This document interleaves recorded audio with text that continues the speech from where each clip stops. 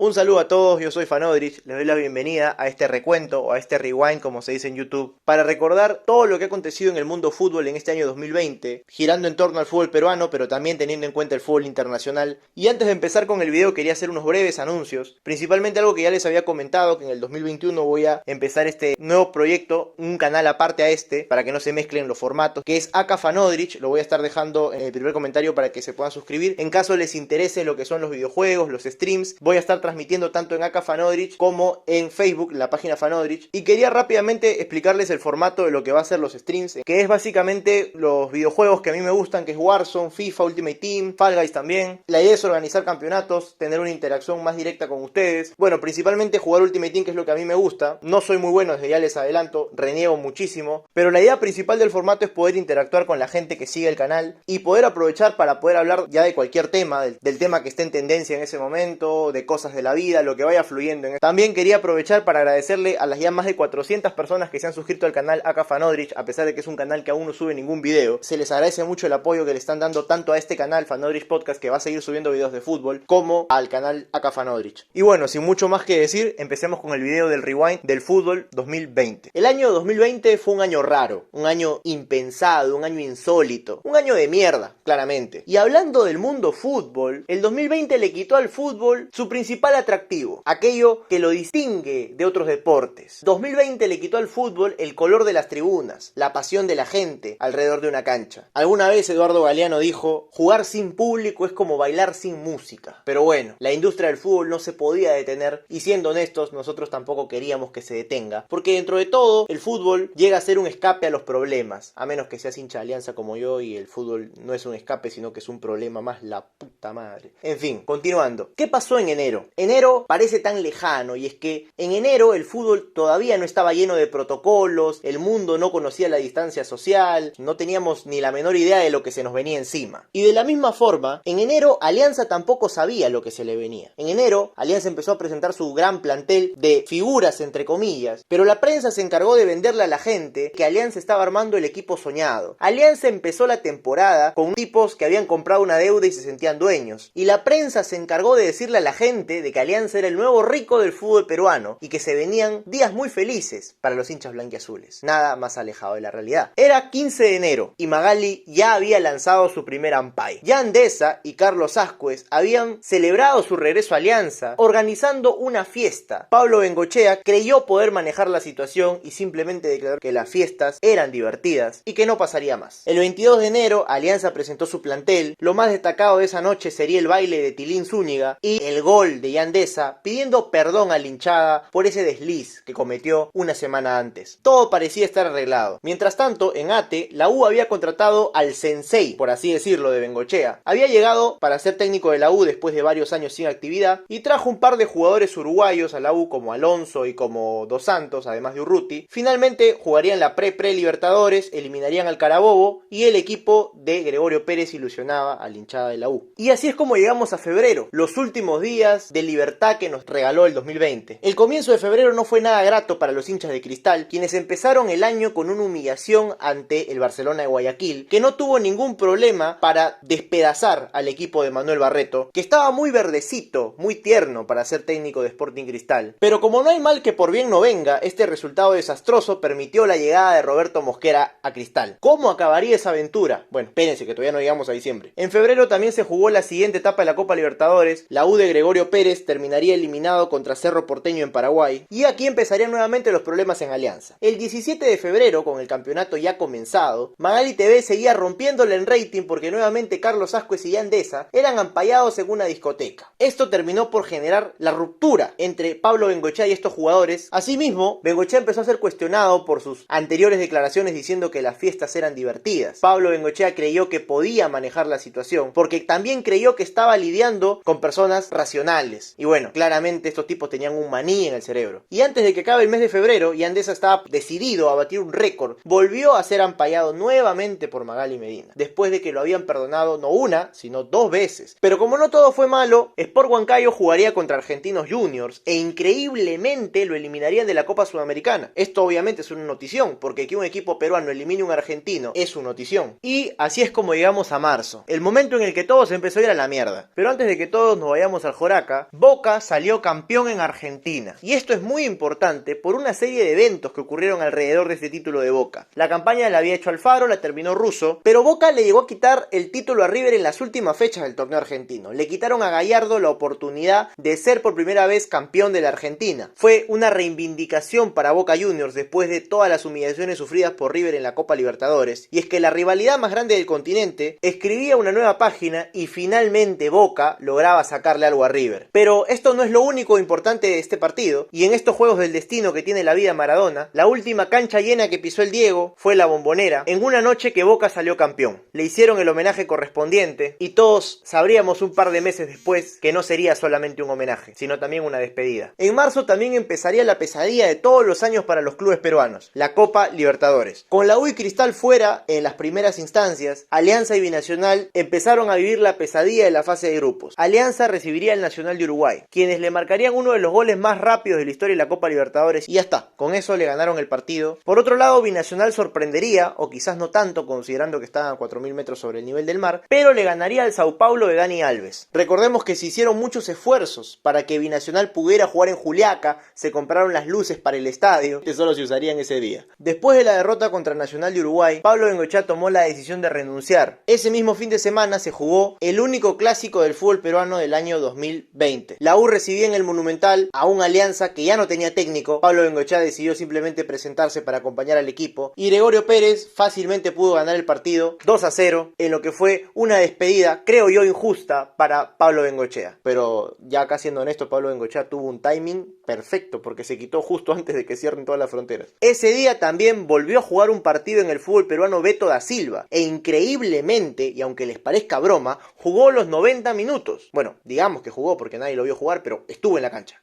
Y por primera vez el hincha de Alianza conoció las caras del fondo blanquiazul, mientras que los reflectores lamentablemente se los llevaría Binacional con una goleada histórica ante el River, 8-0. En estos primeros días de marzo también se jugaron los partidos de vuelta de la Champions. El Atlético de Madrid sorprendió al mundo entero eliminando al Liverpool de Jürgen Klopp. Aquí también se jugaría otro partido trascendental en la Champions y en el mundo, el partido entre el Atlanta y el Valencia. Y es que quizás para algunos este partido no sea tan importante, pero detrás de este partido hay una historia que refleja mucho lo que fue este 2020. Aquel partido fue considerado por los epidemiólogos italianos una bomba viral. Y esto se debe a que el Atlanta es un equipo de la pequeña ciudad de Bérgamo, una ciudad ubicada a un par de horas de Milán. El Atlanta estaba jugando por primera vez estas instancias de Champions League y su estadio no tenía la capacidad para albergar uno de estos partidos. Así que decidieron mover su localía al San Siro. Para este momento ya se sabía que el norte de Italia era una de las zonas con más contagios y el partido se jugó a estadio lleno. Más de 50.000 bergamascos viajaron de Bérgamo a Milano para ver el partido de su equipo, que era la sorpresa de Europa. Bérgamo fue una de las ciudades que más sufrió el azote de este 2020. Un par de días después de realizado ese partido se vieron las consecuencias de aquella bomba viral. Aquel día de euforia terminó en una de las páginas más tristes de Bérgamo. Los partidos de Champions restantes ya no se jugarían, el fútbol peruano también sería suspendido la misma semana. Empezaría una nueva realidad, un mundo de aislamiento, un mundo sin abrazos, un mundo lleno de mascarillas, y el fútbol se detuvo, la pelota dejó de rodar. Es así como marzo se redujo a 15 días y el resto sería simplemente una nueva realidad. En abril, en el mundo fútbol no pasarían muchas cosas, y es que en realidad el mundo nunca pasó tanto tiempo sin fútbol. En abril te resumo dos cosas: que el fútbol paró y que Alianza estaba contactando a Salas. Después los equipos alrededor del mundo estaban buscando crear conciencia para que la gente se quede en su casa y respete las nuevas normas de convivencia en el mundo. Y en mayo ocurrió lo que mucha gente pedía: regresaría el fútbol, exactamente el fútbol alemán. Y es que por primera vez en mi vida yo, y creo que muchos, nos levantamos una mañana de un día que ya no me acuerdo para ver un partido entre el Borussia Dortmund y el Schalke 04, el derbi de Ruhr, creo que así se dice. La Bundesliga fue la primera liga importante en regresar. En junio volverían las grandes ligas europeas, volvería la liga inglesa, y es aquí donde Liverpool gana una Premier después de muchísimo tiempo. El Liverpool en el camino había ganado un par de Champions, pero la liga inglesa le había sido esquiva por muchísimas décadas. Siendo honestos, Liverpool tenía ganado el título desde mucho antes de la pandemia, pero tenía que esperar para poder coronarse campeón oficialmente. Volviendo al fútbol peruano, estábamos en junio y lo que se veían eran muchas salidas. Para empezar, se iba Gregorio Pérez de la U, volvía con fideicomiso. Esta decisión creo que no agradó mucho a la gente de la U, que estaba muy conforme con el trabajo de Gregorio Pérez. Se le despidió con la consigna de que al ser población de riesgo no podría dirigir los partidos de la Liga Peruana. Salas llegaría a Perú después de haber estado contratado por Alianza ya desde el mes de abril. Rocky Balboa dejaría Alianza en un acto que a mí me pareció muy abusivo del parte del club, hacerlos regresar al Perú únicamente para decirles que no iban a continuar. En julio se tendría que reformar el campeonato para que se pueda reanudar, pero el fútbol peruano parecía aún estar lejos de reanudarse. En Alianza seguirían las salidas, se iría Federico Rodríguez, un jugador que a pesar de haber hecho varios goles importantes en Alianza era muy resistido por el hincha. En su reemplazo llegaría el Pato Rubio desde Chile, jugador pedido por Mario Salas. Y en agosto finalmente habrían intenciones claras de reanudar el torneo local. Se reanudaría el fútbol peruano con un partido entre la U y Cantolao que se jugó el mismo día del aniversario de la U, y que se suspendería el campeonato porque hubo aglomeraciones, el gobierno dijo no va más y se tuvo que parar el campeonato un par de semanas. Para cuando el fútbol volvió, finalmente jugó Alianza con el Cristal, y un partido en el que Alianza dejó muy buenas impresiones en el primer tiempo. Además, en ese partido se inauguró el canal de Fanodris Podcast. En aquel tiempo me veían 30 personas y empezó en el chat de Pub Blanquiazul, a quienes les mando un gran saludo por haber sido las primeras personas que escucharon este canal de YouTube. Para el segundo tiempo, Alianza se desdibujaría y terminaría empatando 1-1 con un golazo de tiro libre de Herrera. Aún recuerdo que empecé el canal en ese partido, loco, de verdad. No puedo creer lo mucho que ha crecido esto. Y en el fútbol europeo ocurrió algo muy importante. Volvió la Champions en un nuevo formato. Se terminarían de jugar los partidos pendientes de octavos de final y el resto de partidos se jugaría en Lisboa a partido único. Cuartos, semifinales y final. El Real Madrid quedaría eliminado contra el Manchester City, que ya le había ganado en el Bernabéu. Cristiano Ronaldo se iría eliminado por el Olympique de Lyon. El Barça avanzaría venciendo al Napoli. Pero en cuartos de final ocurrió algo impensado por todos. El Barcelona se enfrentaría al Bayern. El Barcelona para esto ya venía mal, había perdido la liga contra el Real Madrid, pero nadie se imaginó nunca de que aquel equipo de Barcelona, que si bien había hecho el ridículo en las últimas Champions, siendo eliminado de manera escandalosa por la Roma y por el Liverpool, podría firmar un desenlace peor que aquella jornada en Anfield. El Barcelona de Messi se fue goleado, apabullado y humillado 8-2 por el Bayern, que tenía un equipo de jugadores que parecían máquinas. El potencial físico de Goretzka, Davis, Lewandowski y el toque rápido de Thiago Alcántara, que incluso fue formado en el Barcelona, y además el del ingreso de Coutinho, jugador del Barcelona a préstamo en el Bayern, que le clavó 2 goles al Barcelona, fue la masacre más humillante quizás de toda la historia del FC Barcelona. Messi estaba harto.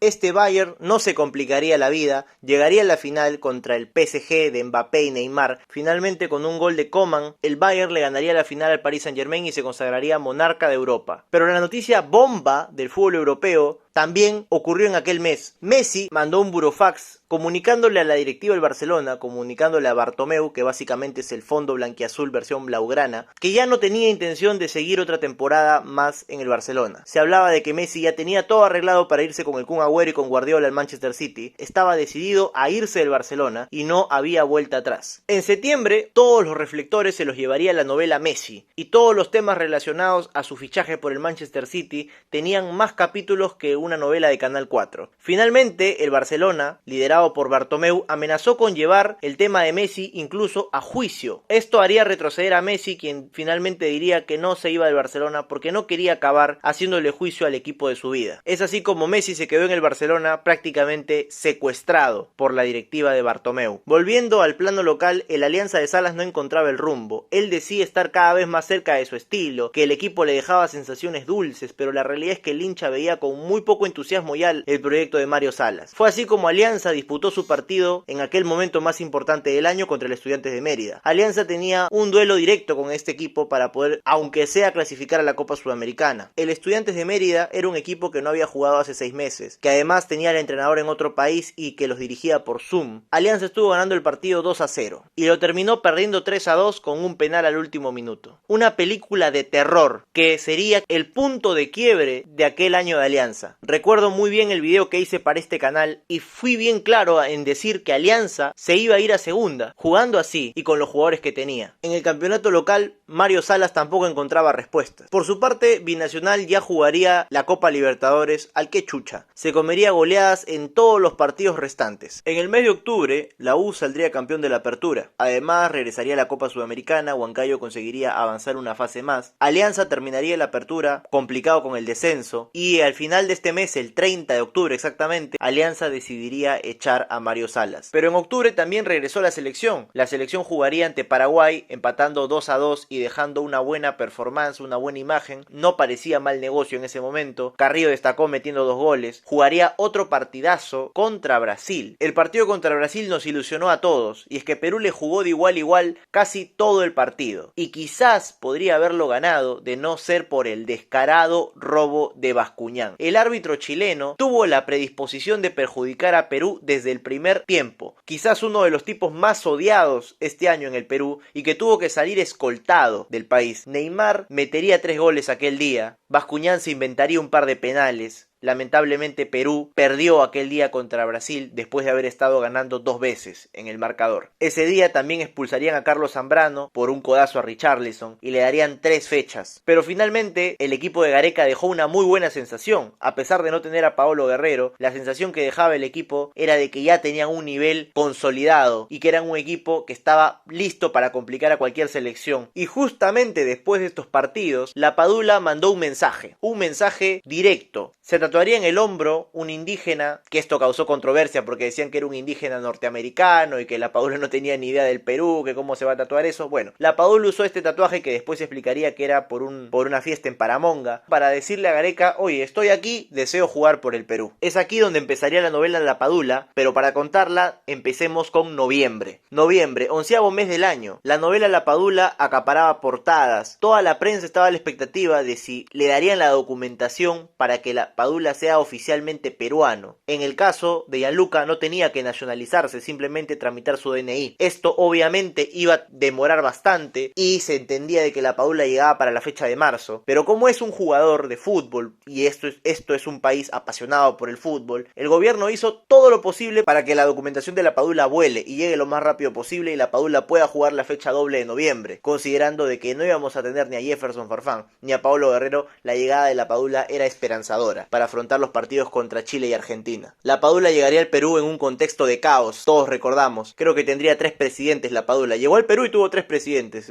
El tipo regresó a Italia y hasta ahora nadie le cree lo que pasó. Lamentablemente el equipo de Gareca se desdibujaría en esta fecha doble y perdería contra Chile y perdería ante Argentina con una mala actuación en general del equipo. Nunca el equipo de Gareca había jugado tan mal como en estas últimas 2 fechas de eliminatoria y que desdibujó completamente al equipo que habíamos visto hacerle partido a Brasil. Noviembre fue un mes muy largo porque además de toda la incertidumbre que se vivió en el país, además de la selección, Alianza seguía en caída libre. Y a pesar de que se tenía aún una ventaja de puntos sobre sus rivales que eran el Stein y el Grau, estos equipos empezaron a mejorar y a levantar y Alianza se veía incapaz de ganarle a nadie. Antes de que ocurra el trágico desenlace que todos esperaban debido al pésimo rendimiento de Alianza, en aquella semana previa al partido con Sport Huancayo, se murió el fútbol. Lo recuerdo como lo anunció Sebastián Viñolo en ESPN: venimos a hablar de fútbol y nos enteramos que se murió el fútbol. Diego Armando Maradona dejó el mundo a los 60 años, el hombre más icónico de este deporte, que duda cabe y para muchos el mejor de la historia. Maradona, sin lugar a dudas, fue el hombre más famoso del mundo, incluso en los tiempos en los que el mundo no conocía la viralidad del internet. Pero ese mismo fin de semana se cumplirían las profecías de este canal. Lamentablemente, Alianza perdería contra Sport Huancayo de una manera muy fácil, y es que era una derrota que todos los hinchas de Alianza teníamos presupuestada. La esperanza pasaba más por lo que pudiera ser el UTC de Edinson Ramírez y Gebjosian o lo que pudiera ser el Alianza Universidad de Huánuco. No alcanzaron los esfuerzos de los otros equipos claramente porque en los jugadores de Alianza no se vio. Alianza descendería después de más de 80 años. En uno de los días más trágicos de la historia de Alianza sería el cierre de una campaña liderada por el Fondo Blanquiazul que hizo todo mal de principio a fin. Y llegamos a diciembre. Pero el torneo peruano aún no terminaba y Ayacucho le ganó sorprendentemente la fase 2 a Cristal. Por primera vez en su historia Ayacucho ganaba un torneo del fútbol peruano y forzó una semifinal nuevamente contra Sporting Cristal. O sea, Ayacucho para jugar la final contra la U tenía que ganar 2 partidos más. Era como los caballeros del Zodíaco recorriendo las 12 casas. En semifinales pesaría que Cristal tenía más plantel y también mejor funcionamiento. Cristal no se complicaría en semifinales y clasificaría a una nueva final. La U de Comiso volvía a jugar una final como en aquel 2013. Era favorito por el hecho de que Cristal venía con un desgaste físico importante. Pero esto no se vio reflejado en el campo. El equipo de Mosquera corrió como corrió todo el año, demostró que tenía un mejor funcionamiento, que tenía más plantel. La U no pudo ganarle a Cristal ni en el primer partido ni en el segundo. Cristal campeonaría, consagrándose también con esto campeón de la década, habiendo sido campeón 5 veces en 10 años. Mosquera al mismo tiempo tendría su revancha en Sporting Cristal y se consagraría bicampeón del fútbol peruano, pues un año antes lo fue también con Binacional. Y así cerró un año del fútbol peruano que aún preparaba una final de segunda división entre el Atlético de Sullana y el Juan Aurich. Finalmente el Alianza Atlético de Sullana volvería a primera división para el festejo de todos los churres. Y esto es lo que ha acontecido en este polémico año 2020, un año lleno de cambios, un año lleno de momentos de mierda, pero que de una u otra forma todos hemos aprendido algo este año. Y por lo mismo no quiero cerrar el video sin antes agradecerle a todas y cada una de las personas que ha pasado por este canal, que se ha suscrito, que ha dejado un like, que ve los videos, que sigue mi contenido. Se los agradezco un montón, les deseo un excelente año nuevo, muchos éxitos en todo lo que se propongan. Lo tengo presente que los videos que hacía lo veían 30 personas y esas mismas 30 personas les mando un saludo, espero que sigan ahí. Estoy esperando mejorar mi plan de internet para poder ya empezar a streamear porque bueno, jalándole el wifi al vecino ya no me va a alcanzar para poder transmitir en vivo. Un saludo a todos, muchas bendiciones, arriba Alianza para la gente de Alianza que me escucha y nada, muchas gracias por todo.